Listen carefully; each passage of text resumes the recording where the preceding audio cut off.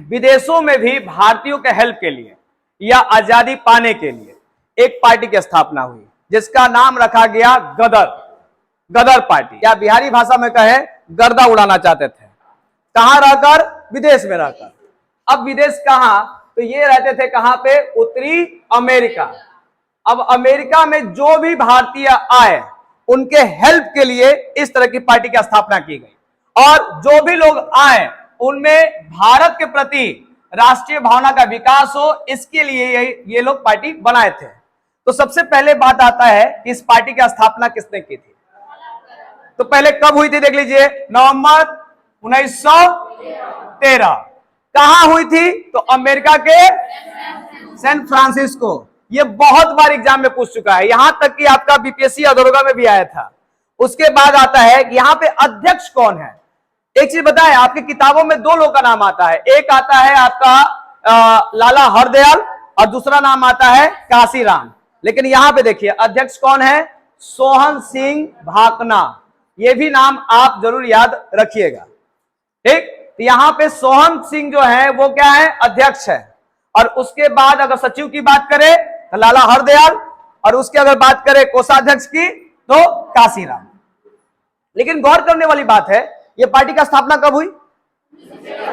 अच्छा ये बताइए कि प्रथम विश्व युद्ध कब हुआ था? इसका मतलब अभी तो युद्ध स्टार्ट होने वाला है और लगातार ये पार्टी बना दिया है लोग। अभी युद्ध के समय आप हल्ला कीजिएगा तो मतलब ज्यादा दिक्कत नहीं होगा, होगा ना। अगर युद्ध नहीं हुआ होता, विश्व युद्ध नहीं हुआ रहता तो इस पार्टी को थोड़ा लंबे समय तक चलने का मौका मिलता। आगे देखिए क्या होता है। अगला बात करते हैं कि एक्चुअली बहुत पहले की बात है कि रामनाथपुरी ने सरकार ए आजादी तथा वैंकूवर में तारकनाथ दास ने फ्री हिंदुस्तान पत्रिका क्या की थी? प्रकाशित की थी। यानी ये पत्रिका प्रकाशित करने का कारण बस एक ही है, इंडिया के बारे में, ठीक। उसके बाद यहां देखिए एक सोहन सिंह भाकना थे, 13 में ही एक पार्टी की स्थापना किए थे जिसका नाम रखा गया था हिंद एसोसिएशन ऑफ अमेरिका। समझ में आया? तो ये पहले पार्टी बनाए थे। उसके बाद आपका कौन सा आया? गदर पार्टी। अब बात करते हैं, इन्होंने एक पत्रिका निकाली थी जिस पत्रिका का नाम रखा गया था गदर ही रखा गया था। क्या नाम रखा गया? गदर। अब एक क्वेश्चन पता एग्जाम में क्या आता है कि ये बताइए गदर पत्रिका किस लैंग्वेज में प्रकाशित नहीं हुआ था? ऑप्शन देते हैं, उर्दू, पंजाबी, मराठी, हिंदी। हिंदी था।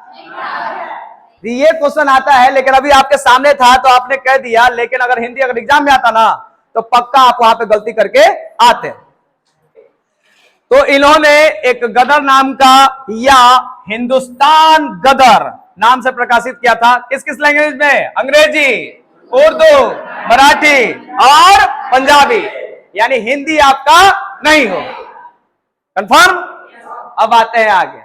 अब देखिए 14 में जब विश्व युद्ध हुआ था तो इस पार्टी पर बैन लगा दिया गया, और बैन लगाने की वजह से मतलब एक तरह से नकेल कस दिया गया। तो कुछ लोगों को वहां से छोड़कर जाना पड़ा। एक आदमी जर्मनी चले गए। उसमें से आते हैं आगे, जैसे कि यहां देखते हैं गदर पार्टी सैन फ्रांसिस्को में एक आश्रम बनाई थी। आश्रम का नाम था युगांतर आश्रम। देख लीजिए, हम लोग फिनिक्स आश्रम, टॉल्स्टॉय आश्रम, साबरमती आश्रम, ओरेविले आश्रम, या एक और था ओनार आश्रम। एक और आश्रम याद रख लीजिएगा, युगांतर। और एक और आश्रम आता है सदाकत। सदाकत आश्रम की स्थापना किसने की थी? सदाकत आश्रम की स्थापना किसने की थी? हे भगवान, हे भगवान। सदाकत आश्रम की स्थापना किसने की थी? तो मजरुल हक ने। और पता है आपका कि राजेंद्र प्रसाद की मृत्यु वहीं हुई थी, तो इसलिए उनसे भी रिलेटेड आता है। यह भी होना चाहिए कि 1921 में एक निकला था मदरलैंड के नाम से, वही सदाकत आश्रम से ही निकला था। और ये आपका बीपीएससी के लिए बड़ा खास है, नोट कर लीजिएगा। अब आते हैं आगे। यहां देखिए युगांतर आश्रम बनाया गया सैन फ्रांसिस्को में। अब यहां 14 में हरदयाल अमेरिका छोड़ के चले गए और फिर गदर पार्टी की जो कार्यभार है वो किसको दे दिए? रामचंद्र को। और अमेरिका छोड़ के किन्ने गए, तो कह दीजिएगा किन्ने, जर्मनी। जर्मनी में कोची करेगा थे जी। तो यहां देखिए, जो आदमी जो काम करता है ना, वो वहां पे जाकर वही काम करेंगे। अब देखिए 16 में जर्मनी का एक जगह है बर्लिन, वहां पे उन्होंने बनाया था भारतीय स्वतंत्रता समिति। क्या किए थे, स्थापना। तो कहने का मतलब ये चले गए, 14 में चले गए, और उसी समय एक घटना घटा था जहाज वाला। कौन सा घटना, पक्का 14 की कहानी है। यहां पे कहां तक पहुंच गए हम लोग, 16। लेकिन जानते हैं आपको 14 और 15 ये बड़ा खास है। एक क्वेश्चन और आप बताइए, 1947 से पहले विदेशों में अंतरिम सरकार का गठन किसने किया था? मतलब एक नहीं होता है अस्थाई सरकार का गठन सर्वप्रथम किसने किया था?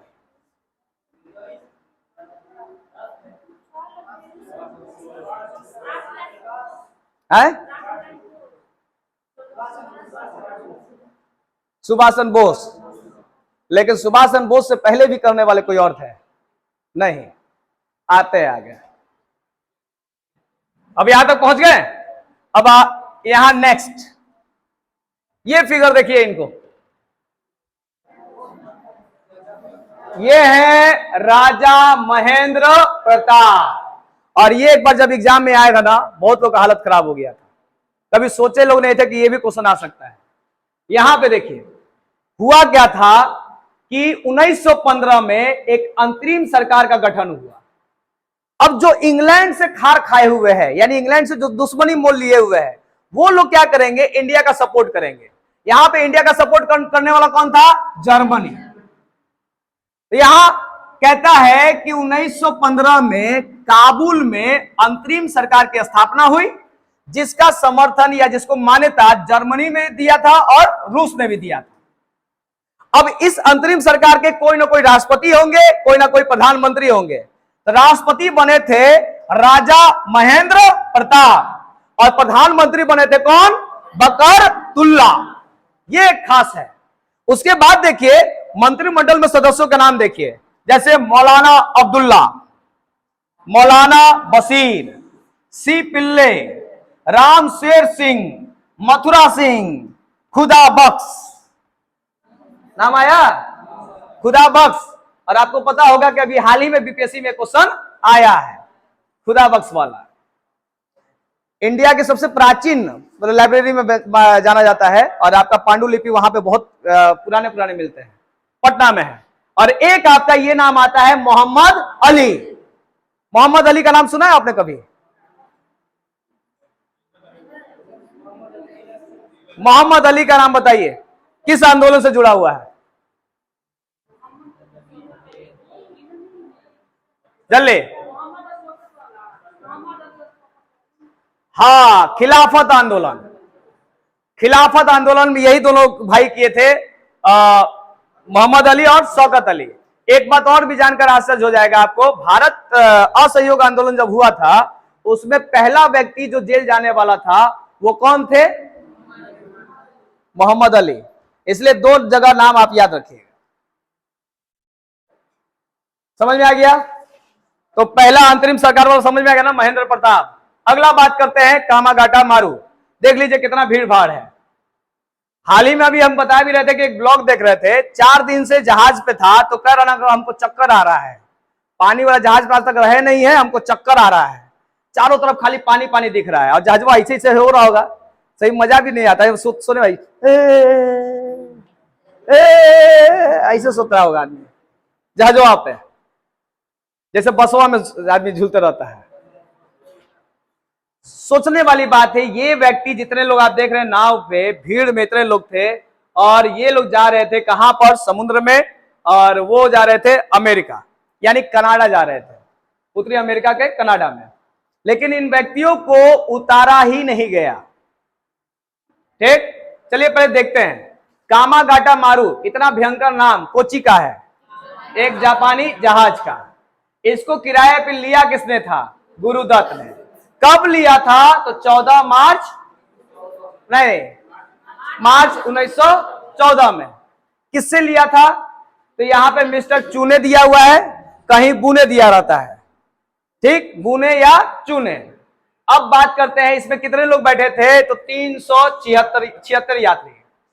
अब ये लोग कहां से कहां जा रहे थे, तो ये लोग जा रहे थे हांगकांग से वैंकूवर, कनाडा का एक जगह है वैंकूवर। जाने का कारण था,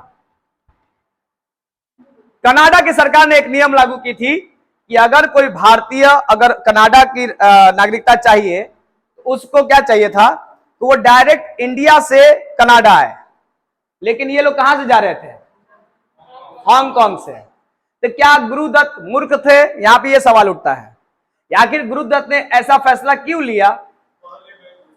हाँ, तो सुनने में आया था कि 36 लोग गए थे, जिसमें से 2 से 3 लोगों को परमिशन मिल गया था। तो इनको लगा कि हो ना हो हम लोग को भी परमिशन मिल जाएगा।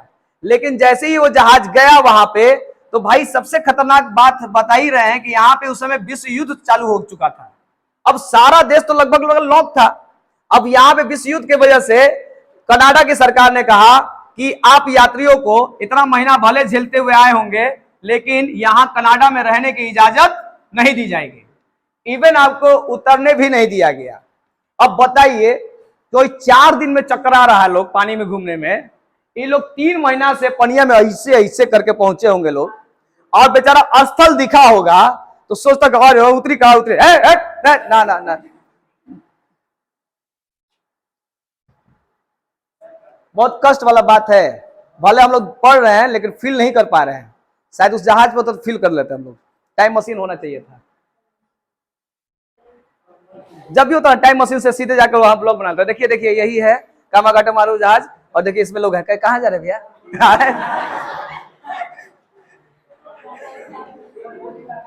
कितना मजा आता ना, पूरा सीन देखने को टाइम मशीन होना चाहिए था।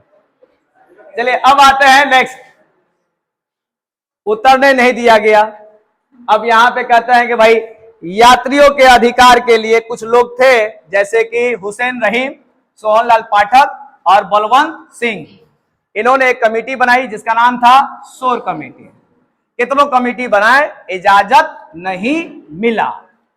नहीं मिला तो इंग्लैंड की सरकार ने कहा कनाडा की सरकार से कि आप उन लोगों को बोलिए इंडिया वापस आने के लिए। तब 19 जुलाई 2014 को, 23 जुलाई 1914 को कामागाटा मारू वैंकूवर से रवाना हुआ। कुछ महीना के बाद सितंबर में सब पहुंचा था शायद। अब जैसे ही यहां से रवाना हुआ, ये आदमी जो थे भगवान सिंह और एक थे बकर तुल्ला, ये दोनों लोग बोले ए हो, बोला का हो, वापस जाइए रहे ना, काहे ना पुलिस पे अटक कर दिया जाए, चलो ना वहीं पे दम लड़ाई वड़ाई करके खत्म कर दिया जाएगा। बस बगावत करने की बात कर दिए, और बगावत करने के लिए गए। ये देखिए यहां लोग बेचारे देख रहे थे यहाँ पे, और यहाँ देखिए पुलिस यहाँ पे लाइन से खड़ा था बंदूक लेके एकदम स्वागत में। इनने से बेचारे ये लोग देख रहे थे कि ले बिलैया ई का हो गया। बस लड़ाई झगड़ा हुआ। देख लीजिए जुलाई में जब चला था तो कब पहुंचा, सितंबर में। सोचिए बीपीएससी का फॉर्म कब आएगा, 30 सितंबर, और अभी कौन सा महीना चल रहा है, जून। कितना समय है,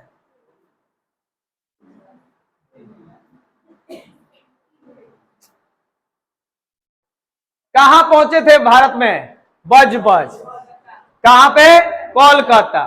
बस गोली से बज हो गया, और 18 यात्रियों की क्या हो गई, मृत्यु, और 202 यात्रियों को क्या भेज दिया गया, जेल। तो ये हो गया आपका क्या, कामागाटा मारू कांड। ठीक है, अगला आते हैं, एक कांड और आता है, तोसा मारू कांड।